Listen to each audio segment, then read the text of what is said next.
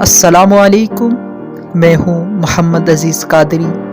آج ہم پڑھیں گے پروفیسر ڈاکٹر محمد طاہر القادری کے خطاب سفر انقلاب میں سے قائد تحریک کی اپنی مثال۔ میں مذکورہ تصور کی مزید تصریح اپنی ذات کے حوالے سے کرتا ہوں۔ اوائل دور میں جنگ میں محاذ حریت کے نام سے میں نے نوجوانوں کی ایک تنظیم قائم کی تھی۔ قرآن و سنت پر مبنی انقلابی فکر کی وسیع تر اشاعت اور مشن کو مزید آگے بڑھانے کے لیے محاذ کے ارکان نے فیصلہ کیا کہ میں کسی بڑے شہر میں منتقل ہو جاؤں۔ اس کے لیے لاہور کا انتخاب کیا گیا۔ یہ ہمارا تحریکی فیصلہ تھا، گھریلو فیصلہ نہیں تھا۔ اہل خانہ کو میں نے فقط آگاہ کیا کہ تحریکی فیصلے کے مطابق ہم لاہور منتقل ہو رہے ہیں۔ اس وقت سوچا گیا کہ لاہور منتقل ہونے کے بعد میرا ذریعہ معاش کیا ہوگا۔ جنگ میں تو ڈسٹرکٹ کورٹس میں وکالت کرتا تھا۔ اس سلسلے میں 2 تجاویز زیر غور آئیں۔ پہلی تجویز یہ تھی کہ لاہور ہائی کورٹ میں ایڈوکیٹ کی حیثیت سے پریکٹس کا آغاز کروں۔ جنگ ڈسٹرکٹ کورٹس میں میرا مطلوبہ پریکٹس کا عرصہ کم و بیش پورا ہو گیا تھا، اس لیے میں لاہور ہائی کورٹ میں وکالت کر سکتا تھا۔ پروگرام یہ تھا کہ آغاز کار میں کسی سینئر ایڈوکیٹ کے ساتھ منسلک ہو جاؤں۔ تھوڑے عرصے کے بعد جب میں آزادانہ طور پر کام کرنے کے قابل ہو جاؤں گا تو اپنا علیحدہ چیمبر بنا لوں گا۔ اس سلسلے میں 2-3 بار لاہور آیا اور لاہور ہائی کورٹ کے سینئر وکلاء سے ملاقاتیں کی۔ اس وقت کے چیف جسٹس کے ساتھ کسی ذریعے سے ملاقات کی، مختلف چیمبرز میں گیا، حالات کا گہرا تجزیہ کرتا رہا اور بالآخر اس نتیجے پر پہنچا کہ یہ پیشہ میرے لیے موزوں نہیں ہے۔ اس فیصلے کے پس منظر میں جہاں اور بھی بہت سی وجوہات تھیں، وہاں ایک بنیادی وجہ جس کا تعلق آج کی گفتگو سے ہے وہ یہ کہ میں نے محسوس کیا کہ لاہور ہائی کورٹ میں ایڈوکیٹ کی حیثیت سے اپنا مقام پیدا کرنے کے لیے مجھے 24 گھنٹے صرف کرنا پڑیں گے۔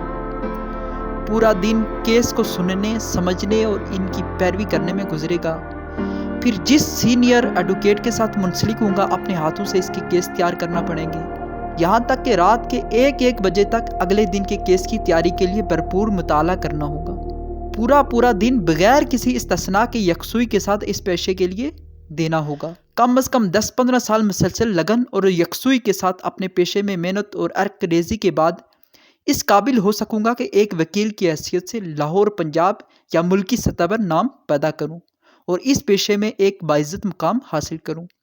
یہ سب میری تحریکی ضرورت تھی، اور وہ یوں کہ جس پیشے سے میں منسلک ہوں اگر اس میں میری عزت نہ ہوگی تو پھر اس پیشے سے متعلق لوگوں کو جب اسلامی انقلاب کی دعوت دوں گا تو اس دعوت کو بلند مقام کی حامل لوگ کہاں قبول کریں گے؟ ایک نالائق ایڈوکیٹ کی حیثیت سے میری دعوت کو اس پیشے سے متعلق لائق افراد کب قبول کرتے؟ اگر میں درسیات اور دورہ حدیث کر کے آیا ہوں تو ان کو میرے اس فن سے کیا سروکار؟ قرآن و حدیث کے علوم پر اگر مجھے کوئی دسترس حاصل ہے یا اس میں میری کوئی حیثیت ہے تو اس سے انہیں کیا دلچسپی؟ انہوں نے تو مجھے ایک ایڈوکیٹ کی حیثیت سے جانچنا اور رکھنا ہے۔ اگر وکالت کے پیشے میں میرا کوئی مقام نہیں ہے تو میری ذات کے باقی تمام گوشے ان کے لیے غیر اہم ہیں، خواہ میرے نزدیک وہ کتنے ہی اہم کیوں نہ ہوں۔ ان کو متوجہ کرنے کے لیے اس پیشے میں میرا ایک پرکشش اور باعزت مقام ہی واحد ذریعہ تھا۔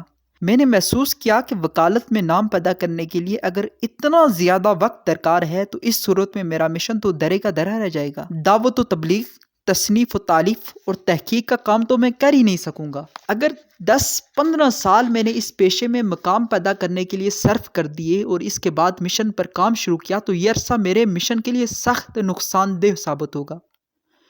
چنانچہ میں نے اس منصوبے کو ہی ترک کر دیا، کیونکہ یہ میرا اصل مشن تو تھا نہیں کہ میں اس پر اتنا زیادہ وقت صرف کر دیتا، بلکہ یہ تو مشن کو آگے بڑھانے کے لیے ایک ضرورت تھی۔ دوسری تجویز پنجاب یونیورسٹی لا کالج میں لیکچرار کے طور پر ملازمت اختیار کرنے کی تھی۔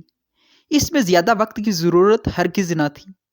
کلاسوں کی تیاری کے لیے محدود وقت درکار تھا اور زیادہ وقت میں اپنے مشن کو دے سکتا تھا، اس لیے میں نے اسے اپنا لیا۔ میں نے آپ کو یہ مثال صرف اس لیے دی ہے کہ آپ اس بات کو اچھی طرح ذہن نشین کر لیں کہ اپنے شعبے یا پیشے میں بہتر مقام پیدا کیے بغیر آپ اپنے مشن کی خدمت نہیں کر سکتے۔